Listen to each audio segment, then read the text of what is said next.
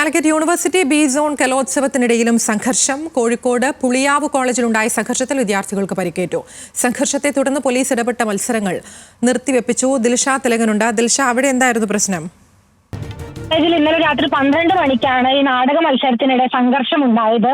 ഈ നാടക മത്സരം നടക്കുന്നതിനിടെ മത്സരം തീരും മുമ്പ് കർട്ടനിട്ടതുമായി ബന്ധപ്പെട്ട തർക്കം സംഘർഷത്തിനിടയാക്കുകയായിരുന്നു. SFI MSF പ്രവർത്തകർ തമ്മിലാണ് സംഘർഷം ഉണ്ടായത്. അതായത് ഗുരുവായൂരപ്പൻ കോളേജിലെയും ആർട്സ് കോളേജിലെയും വിദ്യാർത്ഥികൾ തമ്മിൽ വലിയ രീതിയിലുള്ള സംഘർഷമുണ്ടായി. നിരവധി വിദ്യാർത്ഥികൾക്ക് ഇതിൽ പരിക്കേറ്റിട്ടുണ്ട്. ഈ സംഘർഷത്തെ തുടർന്ന് പോലീസ് ഇടപെട്ട് മത്സരങ്ങൾ നിർത്തിവെക്കുകയായിരുന്നു. പോലീസ് ലാത്തി വീശി വിദ്യാർത്ഥികൾ ചിതറി ഓടുകയായിരുന്നു. നിരവധി വിദ്യാർത്ഥികൾക്ക് ഈ സംഘർഷത്തിൽ പരിക്കേറ്റിട്ടുണ്ട്.